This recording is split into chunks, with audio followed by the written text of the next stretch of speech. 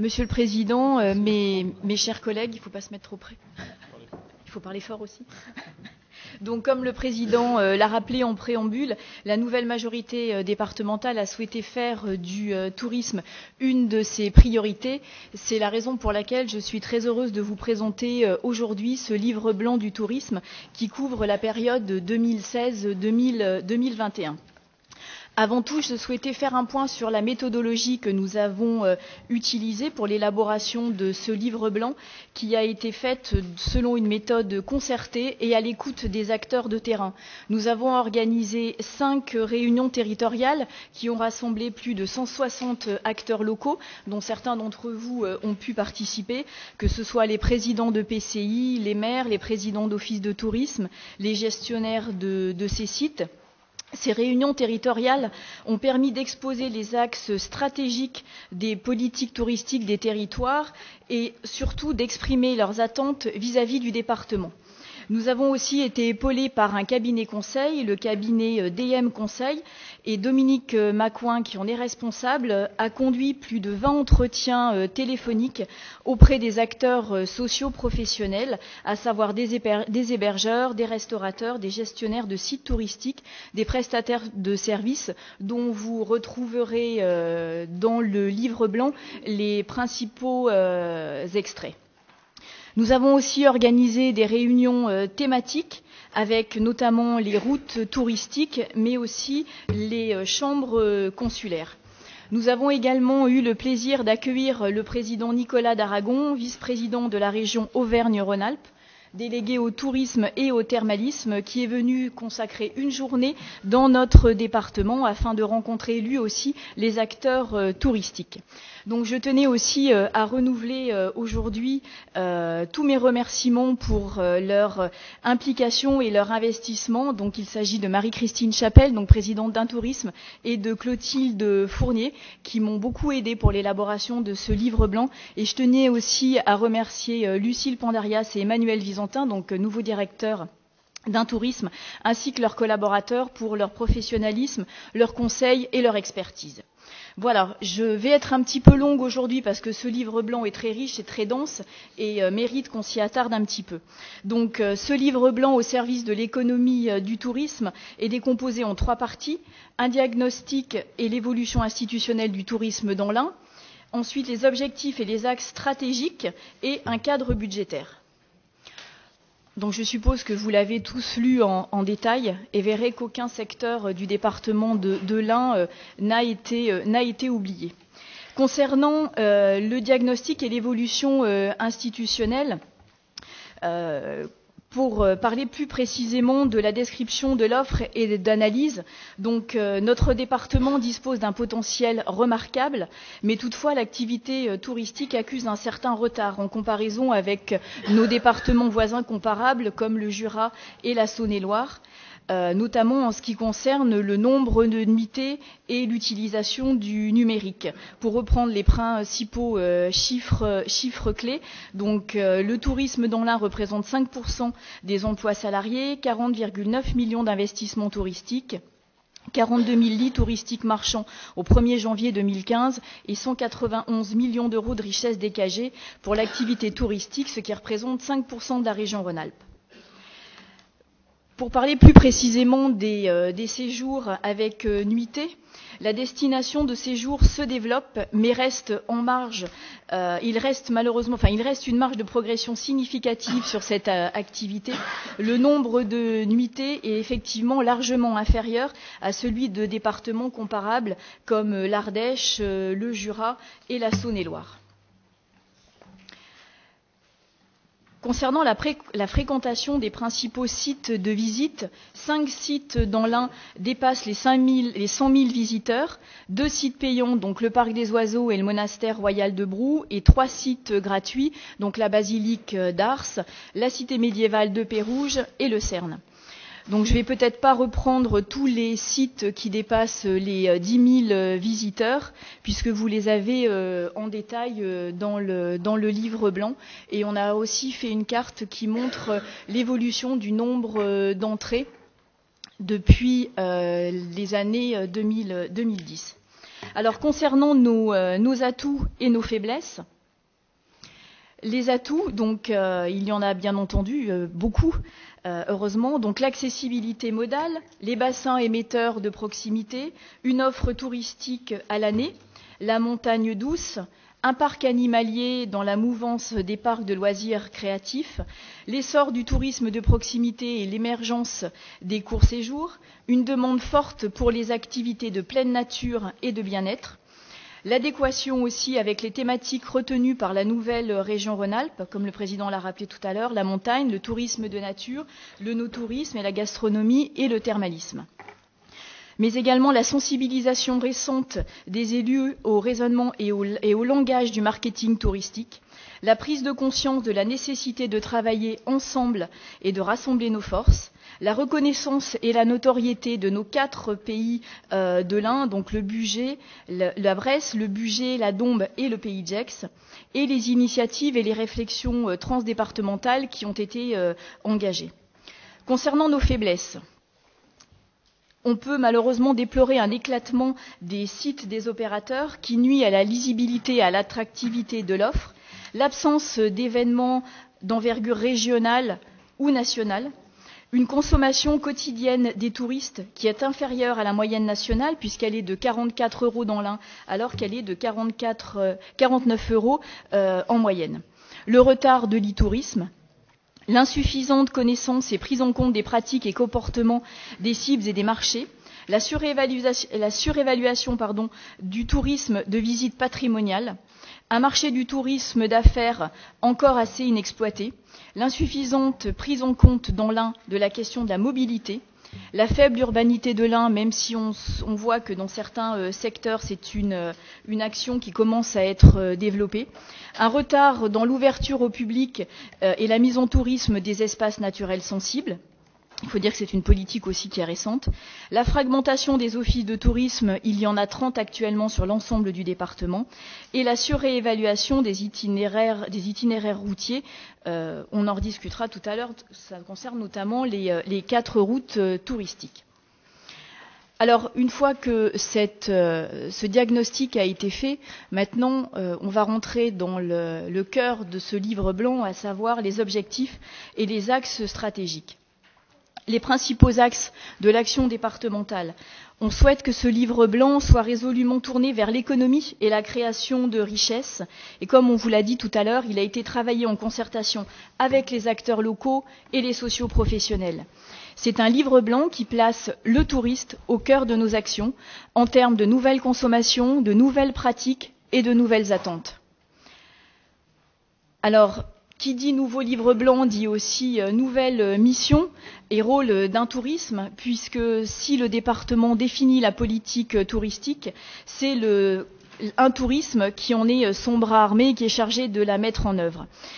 Donc ce livre blanc propose 4 axes principaux des missions et des rôles d'un tourisme: développer et structurer, valoriser l'offre touristique, promouvoir la destination 1, accompagner les acteurs du tourisme et suivre l'évolution de la concurrence, des tendances et de l'activité touristique. Un des points aussi importants de ce livre blanc est l'accompagnement et la mutation des offices de tourisme et la professionnalisation des nombreux acteurs touristiques. Comme vous le savez, au terme de la loi NOTRe, le tourisme reste une compétence partagée entre le département, la région et le bloc communal, mais la compétence promotion du tourisme, dont la création des offices de tourisme intercommunaux, sera obligatoirement transférée aux intercommunalités le 1er janvier 2017. L'émergence du tout numérique, les nouvelles tendances de consommation touristique et la transition institutionnelle imposée par la loi NOTRe se traduisent nécessairement par une mutation des offices de tourisme. Quand on dit mutation, ça veut dire une adaptation de leur taille, une adaptation de leurs compétences et une adaptation des nouveaux métiers des agents du tourisme. Mais aussi, il y a une nécessité de professionnaliser les acteurs touristiques. C'est la raison pour laquelle nous souhaitons instaurer des réflexions et des partenariats avec le territoire et les acteurs touristiques de proximité, comme Lyon, comme le Beaujolais, la région aussi du bassin lémanique, et favoriser aussi les échanges de clientèle. Nous souhaitons aussi créer un réseau de greeters dans l'Ain. Donc, je crois que certains d'entre vous ont déjà entendu ce terme. Ce sont en fait des bénévoles associatifs qui font connaître leur territoire aux touristes. On pourrait les appeler aussi des ambassadeurs. Ensuite, nous souhaitons construire une offre de séjour autour de 4 thématiques identitaires. La découverte des paysages et des patrimoines naturels, culturels et immatériels. Le développement des activités de pleine nature, comme la randonnée, la montagne douce, le vélo, tout ce qui tourne autour de l'eau. La gastronomie, le no-tourisme, la valorisation des produits du terroir, mais aussi l'eau, le thermalisme et le bien-être. Concernant la découverte des paysages et des patrimoines naturels, culturels et immatériels, le département est réparti en 4 pays, comme chacun sait, qui ont un riche patrimoine bâti, industriel, avec une grande diversité d'espaces naturels et de paysages. Nous souhaitons donc rajeunir ces cibles de clientèle en proposant des approches ludiques, organiser la mise en tourisme de notre patrimoine naturel avec notamment une valorisation de nos espaces naturels sensibles, mais cela passe aussi par une valorisation du développement du patrimoine culturel immatériel et la proposition de nouveaux itinéraires de sites de découverte des patrimoines industriels. Concernant les activités de pleine nature, l'Ain a un panel d'activités de pleine nature extrêmement large, que ce soit les randonnées, les itinéraires vélo, VTT, mais aussi les itinéraires équestres, sans oublier la montagne, avec le ski notamment, l'eau, que ce soit les lacs, les cascades, les bases de loisirs, la pêche, sans oublier les golfs, puisque le département de l'Ain est le département de la région Auvergne-Rhône-Alpes qui a le plus de golfs. Donc nous souhaitons structurer une offre départementale dans ces activités, dont les pratiquants sont de plus en plus nombreux. On peut citer notamment une offre vélo qui serait encore plus à développer, mais là on travaille en partenariat avec Bugey Sud pour le Grand Colombier et un itinéraire le long de la Saône, sans oublier bien entendu la poursuite de la Via Rona. Concernant la gastronomie, le no-tourisme et les produits du terroir, donc nous pouvons être fiers, il est toujours bon de rappeler que l'Ain a 7 produits AOP et AOC, le label Saveur de l'Ain, et des plats identitaires comme la quenelle de Nantua, le poisson des Dombes, les tartes et les galettes, mais je ne vais pas tous les rappeler au risque d'en oublier, et 5 chefs étoilés. Il convient de mettre en tourisme ces produits identitaires, de valoriser aussi nos marchés traditionnels et de porter la démarche vignoble et découverte des vins du Bugey.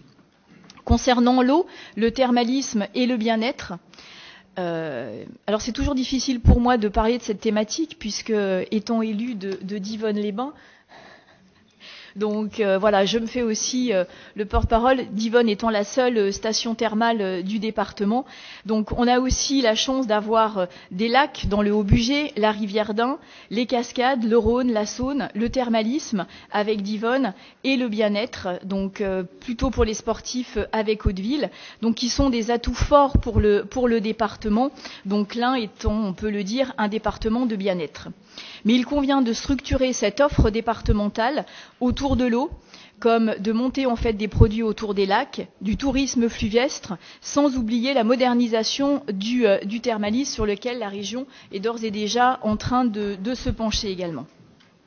Donc nous souhaitons favoriser l'émergence de pôles phares, comme Bernard Perret, le président, ont pu le rappeler tout à l'heure, avec notamment le parc des oiseaux pour la Dombe et le Val-de-Saône, le pays de Cerdon pour le Grand Bugey, les montagnes du Jura pour le pays de Gex et le bassin belgardien, la cité médiévale de Pérouge pour la plaine de l'Ain côtière et le monastère royal de Brou pour le bassin de Bourg-en-Bresse. Comme vous pouvez le voir, donc aucun des secteurs de l'Ain n'est oublié. Alors maintenant, parlons mise en tourisme. Donc ce livre blanc aura aussi à cœur d'accompagner les porteurs de projets sur la création ou sur l'amélioration de produits touristiques. Et je tenais quand même à les citer et rassurer mon collègue Guy Larmangia sur le projet de Dinoplagne, sur lequel nous avons eu l'occasion de discuter longuement. Donc il s'agit d'accompagner le projet d'abbaye d'Ambronay, la plaine tonique, chère à Clotilde Fournier et à Walter Martin, Dinoplagne, comme je viens de le rappeler, les cuivreries de Cerdon, la maison du Petit Prince à Saint-Maurice-de-Raymond, le fort L'Écluse, l'aménagement du col de la Faucille, le château des Alimes, entre autres. Le président l'a rappelé tout à l'heure, nous avons eu l'audace, on va le dire, de travailler sur une carte du tourisme dans l'Ain. Donc nous avons fléché 30 sites d'intérêt touristique avec 10 sites de visite incontournables, 20 sites de visite essentiels et 7 coups de cœur. Donc je ne vais pas les reprendre, vous avez eu l'occasion de les découvrir et de voir que l'ensemble des territoires de l'Ain a été couvert et on peut dire qu'on peut faire du tourisme dans l'ensemble du département. Nous souhaitons aussi dans ce livre blanc donc intégrer l'économie touristique dans nos politiques départementales. Cela passe par une déclinaison au niveau de l'environnement, par notamment une mise en tourisme de nos espaces naturels sensibles.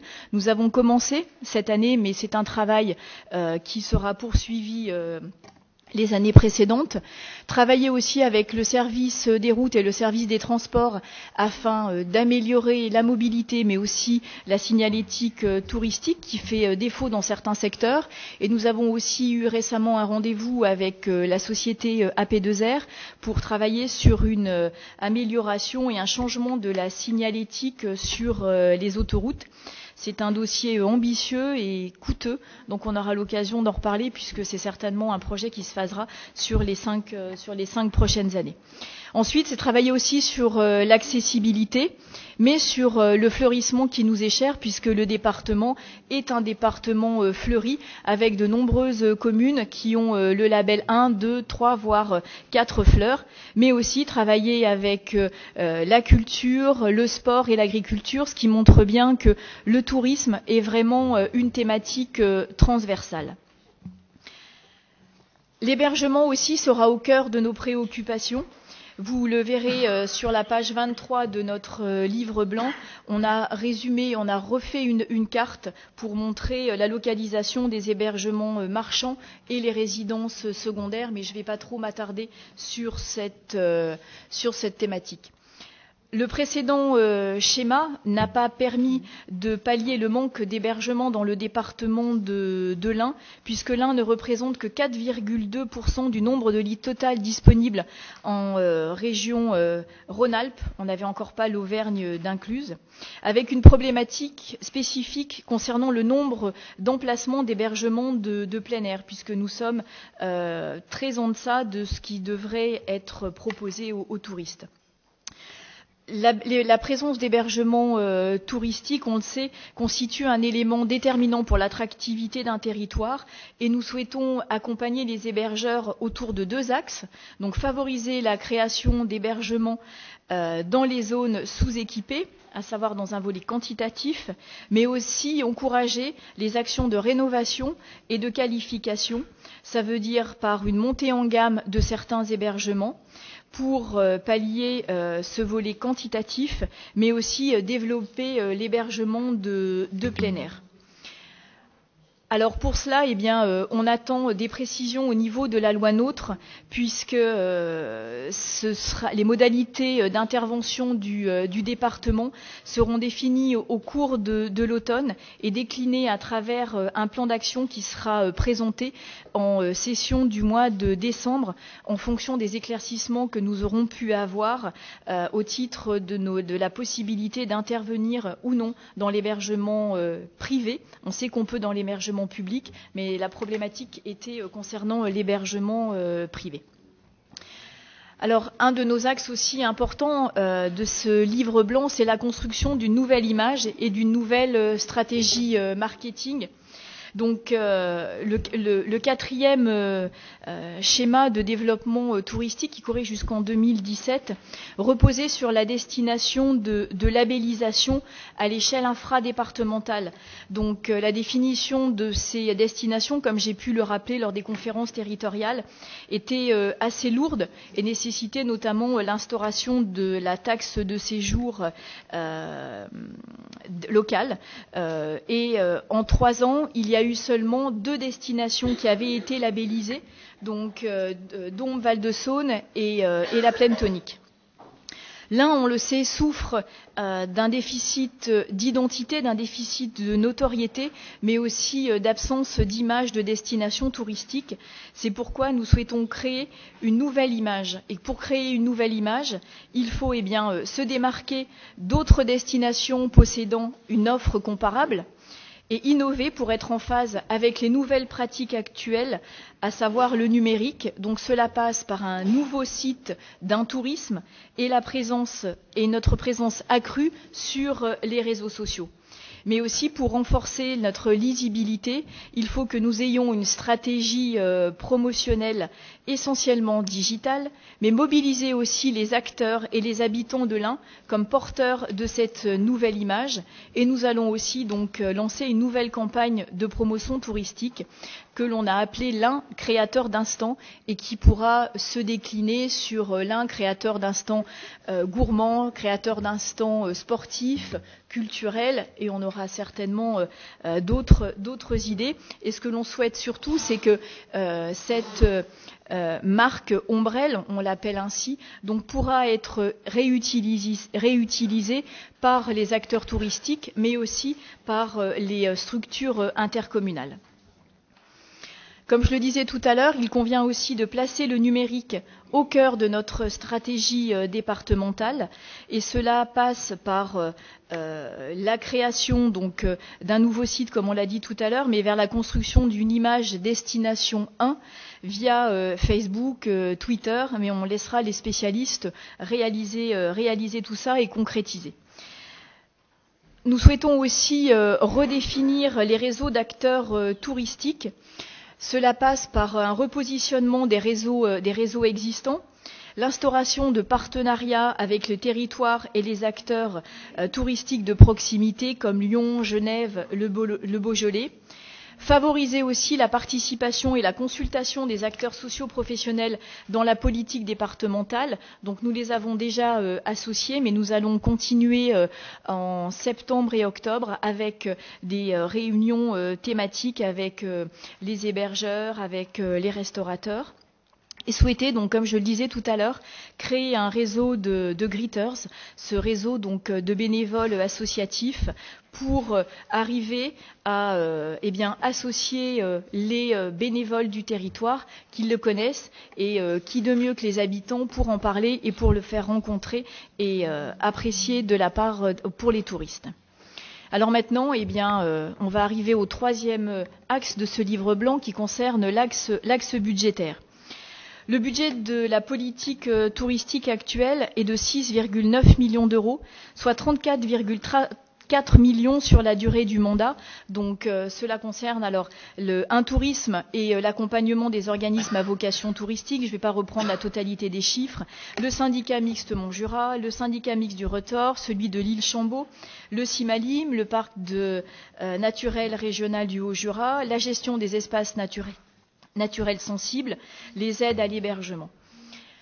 Il y a déjà des projets en cours qui sont budgétés avec donc la restructuration et la modernisation du musée de la résistance et de la déportation de Nantua, le château des Alimes, le projet muséographique de Fort-l'Écluse, d'Inoplagne, les soieries Bonnet, le tour du lac de Nantua, Pérouge, bien entendu les aménagements du col de la Faucille et la station d'Hauteville. Et parmi donc les projets nouveaux qui sont chiffrés à 9,4 millions, donc il y a le projet 5 du parc des oiseaux qui a été présenté tout à l'heure, la réhabilitation du site d'Ambronay, le projet de la Plaine Tonique, le pays de Cerdon dont les cuivreries et l'étude de la maison du Petit Prince. Voilà, donc comme vous pouvez le constater, c'est un effort financier aussi qui sera réalisé dans ce livre blanc, puisque ce seront presque 20 millions qui seront consacrés à l'investissement, soit 40% des crédits du livre blanc contre 15% sous l'ancien schéma. Voilà, donc j'ai essayé d'être un petit peu brève et rapide et concise pour résumer ce schéma. J'espère que vous avez pu en prendre connaissance d'une manière très, très précise, puisque nous avons essayé de ne rien oublier, aller dans le détail pour que chaque territoire puisse s'y retrouver. Voilà. Merci, Madame la Vice-présidente, pour la présentation de ce livre blanc. Juste quelques mots de résumé, on ouvre le débat. D'abord, vous dire effectivement que, comme vous venez de le dire à l'instant, c'est 20 millions d'euros qui sont consacrés à l'investissement touristique. Ce qui veut dire qu'on passe de 18% des crédits consacrés à l'investissement à 40% des crédits consacrés à l'investissement. Donc c'est un effort conséquent. Et on est sur un projet de budget de 50 millions d'euros sur les 5 ans. Donc ça, c'est sur le cadre budgétaire en tant que tel. Ensuite, sur les nouveautés, on a défini donc 5 projets phares qui correspondent à chaque pays. Donc le parc des oiseaux pour la Dombes, le monastère de Brou pour la Bresse, les montagnes du Jura pour l'ensemble Pays de Gex, bassin belgardien, le Cerdon pour le Grand Bugey, on va dire, et Pérouge pour la plaine de l'Ain côtière. Ce sont les 5 projets phares qui se considèrent comme porte d'entrée pour irriguer sur le territoire ensuite les autres activités. Et sur les 10 incontournables, nous y avons donc rajouté à ces 5-là, je le dis parce que c'est quand même important, la cité médiévale de Châtillon sur Chalaronne, les lacs du Haut-Bugey, c'est-à-dire Genin, Nantua et Silan, l'ensemble Bugey Sud, où nous avons la maison des enfants d'Isieux, la cascade de Glandieu et surtout la route du Rhône aux Crêtes, donc sur une partie du territoire qui est méconnue et qui mérite d'être connue, et bien sûr l'ensemble Ars, Trévoux, Val-de-Saône, avec Basilique, la ville d'Ars et autres, auxquels donc il faut rajouter ensuite les 20 autres destinations touristiques. L'objectif, c'est de présenter tout ça sur une carte touristique unique qui soit le document touristique unique pour l'ensemble des acteurs du tourisme, pour qu'on ait une vision partagée des choses. Ensuite, nous inventons une marque ombrelle nouvelle, c'est-à-dire que mon luxe au naturel, c'est terminé. Mon luxe au naturel, qui était la marque ombrelle, est terminée. Pourquoi ? Parce que pour nous, elle ne reflète pas ce que l'on veut, le message que l'on veut faire passer. Nous avons choisi comme marque ombrelle créateur d'instants. Pourquoi créateur ? Parce que ça fait référence au fait qu'on est le premier département d'accueil en matière d'entreprise et autres, sur l'innovation notamment, c'est-à-dire d'être un territoire innovant. N'oublions pas le tourisme d'affaires, par exemple. Et d'instants, parce que justement l'idée c'est de créer des émotions, de vivre une expérience et de raconter une histoire. Et que c'est une marque ombrelle qui est suffisamment ouverte pour qu'elle puisse être réappropriée par tout le monde. Comme tu l'as dit, ça peut être instant magique, instant gourmand, instant sportif. Enfin, on pourrait décliner ça à l'infini.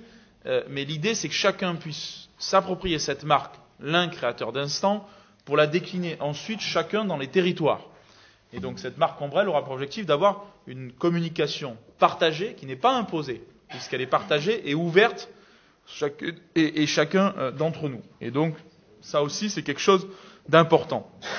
Ensuite, comme tu l'as dit, dans la méthode, c'était une approche partagée. On a eu plus de 7 réunions territoriales, près de 200 acteurs qui ont été rencontrés, et nous avons décidé, donc vous l'avez compris, de professionnaliser le secteur du tourisme, mais aussi de faire la part belle aux bénévoles qui sont importants dans ce secteur. Ce que tu as appelé les greeters de l'Ain, mais comme l'Angleterre est sortie de l'Europe, on va parler des ambassadeurs de l'Ain, mais en tout cas c'est quelque chose qui est important puisque ce seront les messagers sur le territoire. Comme nous avons créé les ambassadeurs économiques, ce sera les ambassadeurs du tourisme et qui auront vocation justement à promouvoir le territoire. Je prends des exemples. Quand vous avez la chance d'avoir quelqu'un comme Georges Blanc ou Laurent Gérard sur un territoire, je vois pourquoi ça serait quand même dommage de s'en priver, là où nous avons la possibilité effectivement d'agir. Donc voilà l'objectif de ce livre blanc, de dire d'abord que le tourisme c'est une économie en tant que telle, et ça c'est un virage important, de dire qu'ensuite ce qui compte c'est d'abord le touriste, et non les acteurs en tant que tels, de mettre le paquet sur la partie numérique et digitale, et vous verrez notre Marc Ombrel, l'un créateur d'Instant, justement, marche très bien sur la partie numérique et digitale, ce qui permet de faire du e-marketing et autres. Et ensuite, elle vise à hiérarchiser, parce qu'une des grands défauts du département, c'est qu'on n'avait pas de hiérarchisation des sites, de priorisation et de projets phares en tant que tels, qui fait que du coup, on ne savait pas vraiment qu'est-ce qu'il y avait dans le département de l'Ain. Et ceux qui habitent, d'abord, les habitants de l'Ain eux-mêmes ignorent une grande partie des sites que nous avons répertoriés ici, mais ceux qui vivent en dehors du département, encore plus, et ne savent pas à quel projet s'identifier en tant que tel. C'est donc tout ce travail d'identification, de visibilité, qui prendra du temps, qui s'inscrit sur la durée, mais qui est un virage important pour justement construire l'économie touristique dans le département. Je le dis souvent, mais l'Ardèche a réussi dans ce domaine-là, le Jura également, et je crois que nous avons autant d'atouts, nos paysages qui sont absolument extraordinaires et méconnus, et que nous devons effectivement valoriser, voilà, et de mettre en concert tout le monde. C'est l'objectif de ce livre blanc. Voilà, là, le débat est ouvert. Monsieur Paoli. Oui, Monsieur le Président, mes chers collègues, je voulais remercier sans aucun favoritisme Madame Baud et puis ses services pour ce travail important. La question que je voulais poser est la suivante. Nous avons des sites essentiels, des sites secondaires, touristiques à valoriser, et c'est inscrit dans ce livre blanc. Par contre, avant de les identifier, après les avoir identifiés, il faut pouvoir y arriver. Et il y a un très gros problème de signalétique. Signalétique aussi bien à mettre en place au niveau des grands axes autoroutiers qu'au niveau de nos routes départementales. Et sur ce point, on se retrouve confronté à une réglementation départementale sur l'affichage aussi bien touristique d'un site touristique que d'une activité touristique qu'il va falloir faire évoluer. Et c'est cette question que je voulais poser si on travaillait sur ce point. Oui, merci. Madame Baud. Oui, Monsieur le Vice-président, merci, cher Gérard, pour vos remerciements. Oui, effectivement, c'est une problématique qui est remontée lors des conférences territoriales que nous avons organisées, ce manque de signalétique. Donc on a commencé à travailler avec le service des routes, mais c'est quelque chose qui est très contraint, très encadré, et effectivement la réglementation est assez dure. Faudrait qu'on regarde si on peut effectivement la faire évoluer. Et comme je le disais tout à l'heure, on a travaillé déjà, on a eu un rendez-vous il y a une quinzaine de jours avec la société AP2R pour le changement de la signalétique sur les autoroutes. Pardon ? Non, c'est pas de la tarte, comme vous dites. Il faut comprendre ce que dit Véronique. On a donc d'abord il y a nos routes qui existent en tant que telles, qui sont des routes touristiques qu'on propose donc de fusionner en une grande route touristique du département et qui peuvent ensuite avoir chacun des circuits dans les différents pays et qui seront nos ambassadeurs, parce qu'il y a beaucoup de bénévoles dans ces routes et il faut qu'ils puissent être les ambassadeurs et nous accompagner dans ce projet. Ensuite, sur la signalétique en tant que telle, comme l'a dit Véronique, sur les routes départementales, on a quelques contraintes, mais on pourrait en tout cas essayer de faire quelques ajustements. Ce que je rejoins ce que vous dites, c'est vrai qu'il y a un défaut de signalétique important, ou en tout cas il y a des fois des choses signalétiques qu'on ne comprend pas bien. Et en ce qui concerne les autoroutes, alors là, il y a un vrai sujet. Nous avons reçu AP2R qui est en train de rénover, vous savez, les panneaux marrons, les fameux panneaux marrons que vous voyez sur les autoroutes et qui est connu de tout le monde. Et comme nous sommes un département passager, c'est pas un petit sujet pour nous et que ça compte. Et que justement, l'objectif c'était d'abord qu'on puisse se mettre d'accord sur les grands sites touristiques et ensuite, en fonction des grands sites touristiques, revoir les panneaux. Il y en a certains qui sont obsolètes dans la dénomination, qu'il faut revoir. Il y en a certains qui sont obsolètes dans leur état. L'état est délabré, notamment. Donc, AP2R nous propose une refonte qui pourrait être importante. Simplement, comme l'a dit Véronique, ça a un coût non négligeable, alors qu'un coût qui serait partagé, Donc il faut discuter avec les intercommunalités notamment, puisque c'est des sujets qui concernent directement les communes. J'imagine que sur le même panneau sur Châtillon, sur Chalaronne, je m'imagine que monsieur le maire de Châtillon-sur-Chalaronne nous accompagnera dans ce projet, n'est-ce pas? Mais c'était un exemple parmi d'autres, mais un bon exemple.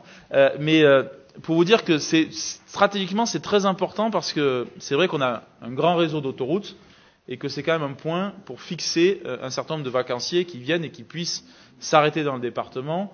Donc on proposera un schéma. On va pas le faire aujourd'hui parce que ça mérite une réflexion, une discussion avec les intercommunalités, mais c'est quelque chose que je mettrai à l'ordre du jour, notamment, vous savez, de nos conférences que nous avons trimestrielles avec les présidents d'intercommunalités, pour qu'on voit ceux qui sont intéressés par la démarche et jusqu'où on peut aller. Mais il y a effectivement une capacité à agir qui est intéressante dans ce domaine-là et qui peut booster encore un peu plus des sites qu'on veut mettre en avant. Et puis des panneaux qui sont vraiment maintenant modernes. Ils resteront toujours très cadrés, marron et blanc, etc., mais avec quand même un peu de couleur. Hein. Mais une modernité, en tout cas, beaucoup plus forte. Voilà. Un peu d'orangé, c'est ça? Un peu d'orangé. Oui, alors, monsieur Cormorèche et ensuite madame Bouvet-Multon. Oui, Véronique, madame la vice-présidente, sur les autoroutes, je pense qu'il y a quelque chose qui est important, parce que quand ils aménagent, généralement, ils demandent toujours une participation, souvent, c'est arrivé pour des ronds-points, ainsi de suite. Et je pense qu'on pourrait, quand ils font des aires de service, en profiter pour récupérer un lieu, un petit hall, quelque chose, pour visionner un peu ce qui se passe dans le département. Et j'ai l'exemple d'une aire de service qui est sur l'autoroute, qui descend après Clermont-Ferrand, où on voit une partie du Massif central. Et je pense que là, il y a peut-être des choses à faire. Il y a des aires de service qui vont être remises en état, je pense, dans quelques temps. Donc, il faudrait qu'on y surveille de près. Voilà. Oui, effectivement, c'est une bonne idée, on en discutera, mais je crois que ce sont deux services différents entre la signalétique à proprement parler et tout ce qui est communication sur les autoroutes. Je pense que ce sont deux services différents, mais on va travailler sur ce dossier avec un touriste. Je voulais juste préciser aussi pour vous montrer à quel point le département de l'Ain commence à être aussi reconnu comme un département touristique de la nouvelle région Auvergne-Rhône-Alpes, puisque Clotilde Fournier a intégré le comité régional du tourisme en tant que secrétaire de cette association. Et je pense que c'est très important, puisque pour avoir assisté au conseil d'administration et à l'assemblée générale, si on n'y est pas, on risque de passer à côté pas forcément de financement, mais en tous les cas d'axes stratégiques, et je tenais à le souligner, c'est extrêmement important qu'elle y soit, et en tous les cas, je la félicite pour cette élection à nouveau. Voilà, je double les félicitations, chère Clotilde. Et effectivement, c'est très important, c'est une belle reconnaissance, et donc, vous voyez, toute l'importance qu'on accorde au comité régional du tourisme, et je crois que c'est important qu'on puisse relayer cela, et je veux aussi saluer, et comme vous l'avez fait tout à l'heure, le travail de la présidente d'Intourisme, Marie-Christine Chapelle. Pour répondre à la question d'Henri Cormorèche, moi j'ai un grand regret dans ce département, c'est qu'on ait abandonné l'ère du poulet. Parce que l'aire de service du poulet, c'était quand même une aire absolument extraordinaire qui attire des millions de vacanciers et qui se trouve de l'autre côté de la frontière. Malheureusement, c'est un peu tard sur le sujet, mais je dis ça, mais vraiment, c'est vrai que s'il y avait eu une bataille à mener, c'était sur cette aire. Parce que si on avait récupéré l'aire du poulet, c'était quelque chose d'important et qui nous aidait vraiment. Et ça me permet de dire aussi, on n'en a pas parlé là, mais pour moi, il y a un événement qui est sous-dimensionné dans ce département, ce sont les Glorieuses. Je pense que les Glorieuses de Bresse, c'est sous-dimensionné par rapport à ce que ça pourrait être. Et que nous devons, je pense qu'on pourrait toutes et tous y travailler, parce que c'est un événement qui en plus s'inscrit complètement dans nos stratégies sur la vallée gourmande et sur la gastronomie et autres, et qui pourrait parfaitement s'y intégrer. Et c'est quand même un marqueur fort que le poulet de Bresse dans la stratégie touristique que nous pouvons avoir en tant que telle. Madame Bouvet-Multon. Oui, tout d'abord, je tiens à féliciter Madame la vice-présidente pour la somme de travail fournie, la qualité de sa conférence territoriale que j'ai beaucoup appréciée pour ma part, où nous avons pu nous exprimer assez librement et de manière assez constructive. Et puis féliciter également notre collègue Clotilde pour sa promotion au niveau de la région.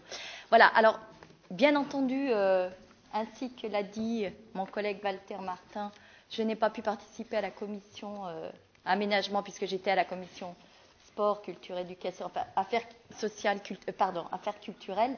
Donc il y avait également de gros enjeux, donc il a fallu faire un choix.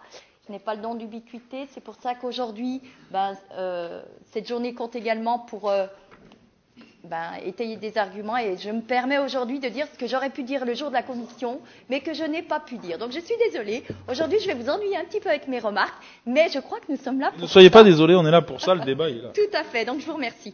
Donc je voudrais déjà vous dire une première chose. Dans notre ressenti au niveau du territoire, au plan du diagnostic, donc sur les forces et faiblesses de l'action publique touristique.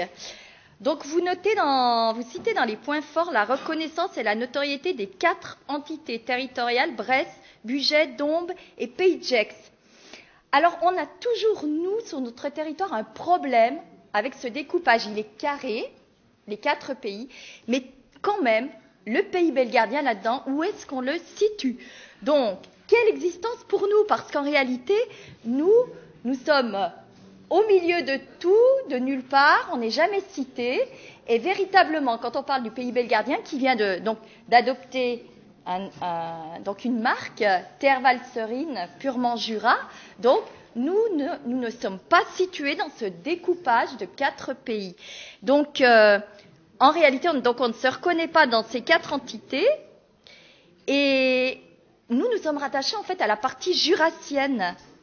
Et bien entendu, à la partie montagne du Jura. Alors, il y a peut-être un télescopage là, effectivement. Mais nous, si on ne cite pas la montagne du Jura, où est-ce qu'on est situé? Le plateau de Retors, Giron, Mentières, c'est montagne du Jura. Et les 4 pays ne parlent pas de cette entité géographique. C'est une géolocalisation qui est indispensable pour nous. Donc, ce découpage nous oublie. Et c'est le sentiment que l'on ressent. Accompagner la mutation des offices du tourisme et la professionnalisation des acteurs. Alors, si je ne me trompe, la taille des offices de tourisme est donnée par la loi NOTRe, donc un office de tourisme par EPCI, et l'ouverture de la possibilité d'ouvrir des bureaux. Donc la dimension, en principe, elle est donnée par la loi NOTRe. Donc, moi, je voudrais vous faire un retour sur ce qui, en fait, correspond à un besoin criant, c'est celui de mettre en réseau et de structurer l'action des offices de tourisme. Ça, vraiment, bon, on sait que ce livre blanc n'est pas figé, il va évoluer. C'est une base de travail. Vous allez bien sûr ensuite sortir un document opérationnel, des actions. Donc rien n'est figé. Mais le besoin criant de mise en réseau des offices de tourisme, il est évident. Parce qu'au-delà de l'outil APIDAE, l'outil régional, ensuite, on assiste souvent à un effort de la part des offices de tourisme basé sur la bonne volonté, le relationnel, la tradition orale, et cette mise en réseau, pour l'instant, elle n'est pas vraiment structurée. Donc, c'est vraiment important d'en tenir compte. Donc, là-dessus, je pense que le département doit vraiment jouer un rôle d'ensemblier pour conduire donc cette action. Construire une offre de séjour autour de 4 thématiques identitaires. Alors, sur le point 1, vous avez la découverte des patrimoines naturels, culturels et immatériels, atouts de l'Ain. Alors, tout à l'heure, Madame la vice-présidente, vous avez dit à mon collègue que vous aviez longuement parlé de Dinoplan. J'imagine que vous faites allusion à la réunion que nous avons eue avec le commissaire de Massif et une représentante des services de la région qui était présente, afin de déterminer quels pouvaient être les financements possibles, quelle valorisation du site. Alors nous avons effectivement longuement évoqué le projet de Dinoplan, et là, eh bien, nous aurions aimé que ce projet soit placé un cran au-dessus, c'est-à-dire donc dans les projets phares, parce qu'on donne, et vous l'avez dit tout à l'heure pour le parc des oiseaux, on donne à un projet l'envergure qu'on a envie de lui donner.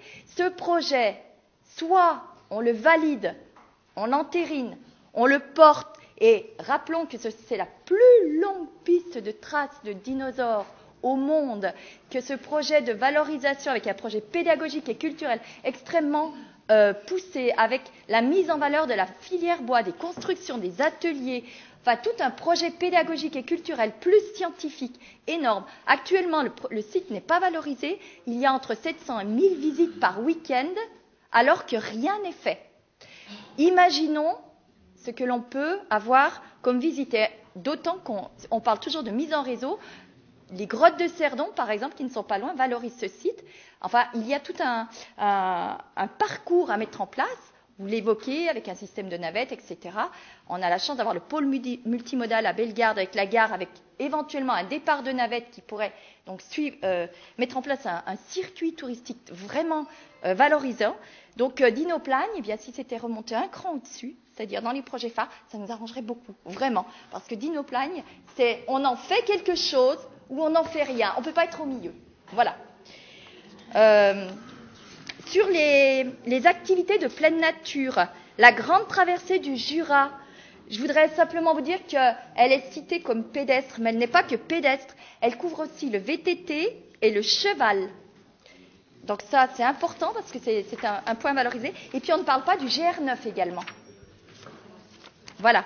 Mais je sais que c'est évolutif, hein. Donc ces points-là pourront être pris.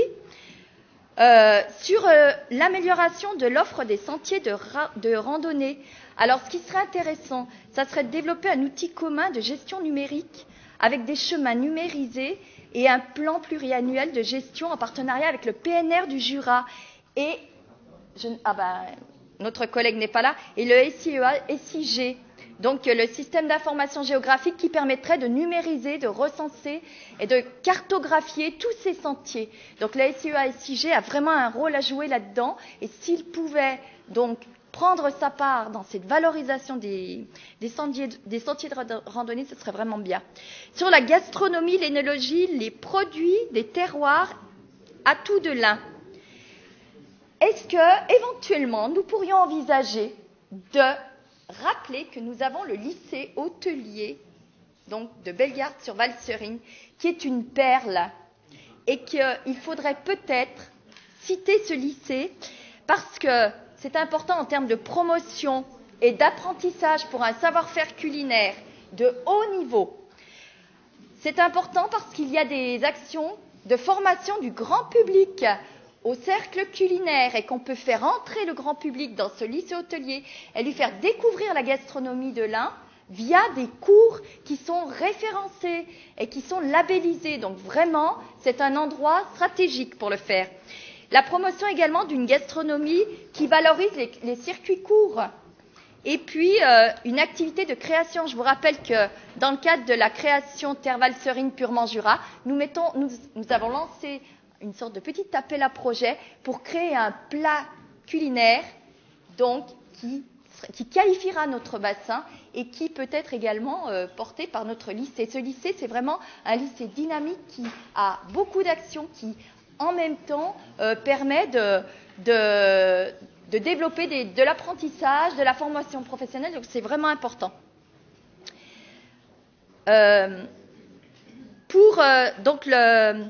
Intégrer l'économie touristique dans les politiques départementales, axe de travail prioritaire. Sur les routes et transports, je voudrais revenir sur un point très important que nous avions évoqué lors de la conférence territoriale.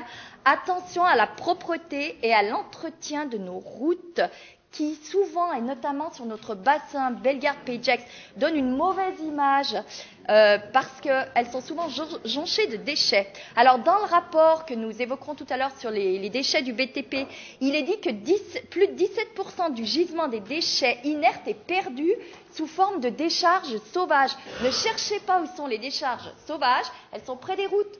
Or, il est très difficile pour l'agence des routes, nos agences des routes, de gérer ce problème. Et l'image dégagée par ces difficultés donc de déchets, de décharges sauvages, il faut vraiment y penser et réfléchir parce que véritablement, pour l'approche dans le département, c'est important. Voilà, et c'est tout ce que je voulais dire et j'espère que nous pourrons avoir des réponses. Merci beaucoup. Merci Myriam, je crois que tu défends très bien ton territoire. Oui, effectivement. Alors, concernant je vais laisser le président répondre sur certains points. Concernant les offices de tourisme, la mise en réseau des offices de tourisme, si on peut trouver un avantage à la loi NOTRe, je pense que c'est bien celui-ci, c'est de pouvoir effectivement donc permettre un rapprochement des offices de tourisme, une professionnalisation, une réduction aussi. Donc, ce qui nous permettra à nous, départements, d'envisager une contractualisation ou une charte avec ces offices de tourisme pour arriver à avoir sur des actions concertées et cohérentes. Concernant les pays, je crois qu'on avait eu aussi ces réflexions dans le Revermont, dans le Val-de-Saône. Après, il ne faut pas oublier que notre stratégie, notre cible, c'est le tourisme, et que d'un point de vue stratégique, d'un point de vue communication, d'un point de vue marketing, parler d'un pays, c'est pas forcément quelque chose de très attractif. C'est pour ça qu'on veut parler maintenant d'une destination 1 et non plus par destination, par pays, même si on sait que les habitants sont très attachés à cette notion de pays. Président, vous continuez sur le reste ? Non, vous dire, je ne peux pas laisser passer le fait que dire que le pays belgardien serait oublié dans ce schéma touristique. D'abord, je le dis, dans les portes d'entrée sur le livre blanc, il y a la porte d'entrée des montagnes du Jura. Et vous l'avez dit vous-même, dans les montagnes du Jura, il y a le bassin belgardien. Donc les montagnes du Jura correspondent à la porte d'entrée Pays de Gex, bassin belgardien, et puis même, ça va même au-delà, puisque ça prend une partie aussi du Haut-Bugey. Très peu, mais voilà, et Pays de Gex et bassin belgardien. Donc l'idée comme quoi le pays belgardien serait oublié est une idée que je ne peux pas laisser passer, parce qu'elle est fausse, parce que nous avons une porte d'entrée qui s'appelle les montagnes du Jura et qui prend en compte justement l'ensemble des stations de montagne. Et le fait, un sujet simple, c'est que l'Ain a des montagnes. Ça peut vous paraître idiot ce que je vous dis, mais je vous garantis que celles et ceux qui n'habitent pas dans le département de l'Ain ne sont pas censés forcément toujours le savoir. Et justement, il vous soulevez un point important qui est la question du Jura. Comment on fait pour exister face à une marque connue et reconnue qui est celle du Jura? D'ailleurs, permettez-moi de vous dire que c'est très joli, terre valserine purement Jura. Juste qu'au département de l'Ain, il n'existe pas dans cette marque. Mais bon, dont acte. Mais il faut qu'on arrive à arrimer la marque 1 à celle du Jura. C'est-à-dire qu'on parle de montagne 1 Jura, parce que le massif du Jura, je parle sous le contrôle de notre directeur général des services qui a travaillé dans le Jura, est un massif qui est reconnu en tant que tel et qui englobe le département de l'Ain. Et c'est vrai que souvent, on a l'image que, en fait, je ne sais pas si on sait, mais il y a beaucoup de choses qui sont dans le département en tant que tel, de l'Ain, et qu'en fait on attribue au Jura parce qu'on parle du massif du Jura. Et en même temps, on ne peut pas abandonner cette marque Jura. C'est pour ça qu'on a parlé de montagne du Jura, parce que cette marque Jura, elle est reconnue, elle incarne la montagne douce et autres. Simplement, il faut accoler notre département à cette marque. C'est toute l'ambition de ce livre blanc. Donc vraiment, le pays belgardien n'a pas été oublié là-dessus. Et en ce qui concerne Dinoplane, certes, Dinoplane, ça ne peut pas être dans un projet phare. Je vous rappelle qu'en termes de sites dans le projet phare, seul Brou est dans les 5. Alors, on ne peut pas quand même mettre au même niveau Brou et Dinoplane avec tout le respect que j'ai pour Dinoplane. Le reste, ce sont des territoires. Brou et le parc des oiseaux, pardon. Ce sont les 2 sites qui sont dans les 5. Puisque les 3 autres, ce sont des espaces géographiques. Sur les montagnes du Bugey, du Jura, la partie du Cerdon, la vallée du Cerdon en tant que telle, ou Pérouge en tant que tel. Ce sont des lieux. Donc les sites, il n'y a que le parc des oiseaux et Brou. Et Dinoplane est au même niveau qu'un certain nombre de sites importants, comme la plaine tonique, par exemple, ou nos musées, ou autres, ou les pertes de valserine, que c'est également. Donc je crois que vraiment, là-dessus, il y a un équilibre des choses. La remarque que j'entends, c'est effectivement celle sur les lycées hôteliers. Alors, je vous retourne un peu la question. J'ai un doute sur le fait, est-ce que Bellegarde est le seul lycée hôtelier du département ou pas? Donc voilà, il y a le CECOF en Berrieux aussi. Donc il faudrait peut-être, par contre j'entends ce que vous dites, il faudrait peut-être qu'on puisse à un endroit citer les écoles hôtelières ou les lycées hôteliers qui effectivement participent à la formation de nos cuisiniers et qui participent à la formation culinaire en tant que telle. Mais il faut l'élargir, mais il faut simplement qu'on se renseigne pour savoir exactement quelles sont les structures qui existent dans le département. Mais ça, c'est quelque chose que nous pouvons prendre en compte. Enfin, en ce qui concerne l'entretien et la propreté des routes, je veux redire ici, d'abord, le travail effectué par nos agents des routes. Je veux bien qu'ici ou là, on dise toujours que ça soit sale ou autre, etc. Mais enfin, permettez-moi quand même de saluer le travail qui est fait par nos agents des routes. Vous dire que pas plus tard que ce week-end, ils ont été sur le pont. J'ai pu moi-même m'en rendre compte, puisque me suis rendu samedi à Nurieux, où nos pompiers et aussi nos agents de route étaient sur place avec 7 équipes, et qui sont intervenus, y compris la nuit, pour déblayer les arbres qui sont tombés, les feuilles et autres. On a eu les mêmes phénomènes autour de Villars-les-Dombes, de Neuville-les-Dames et autres. Donc je crois qu'on peut toujours effectivement trouver que telle ou telle difficulté, mais enfin, quand même, globalement, je crois que si la qualité de nos routes départementales témoigne aussi de l'engagement de nos agents, et je ne doute pas que ceux du pays belgardien soient également de qualité.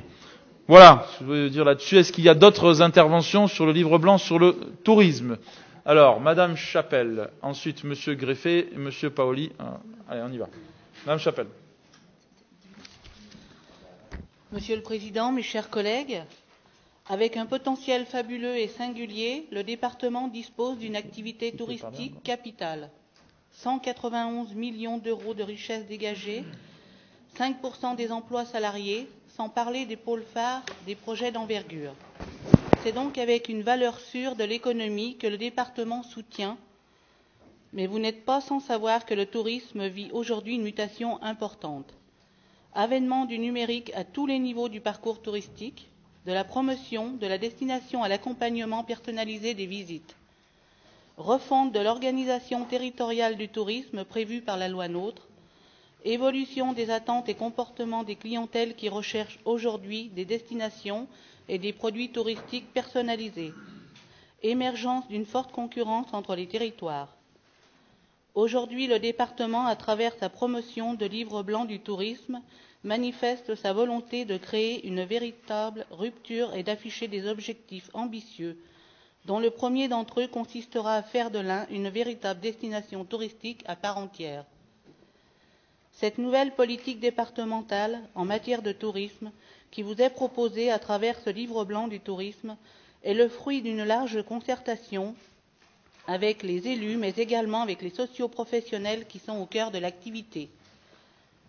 Tout ce travail est également le résultat d'une étroite collaboration entre le département et un tourisme. Il s'agit donc de répondre aux différentes évolutions citées précédemment en privilégiant 3 axes de travail prioritaires.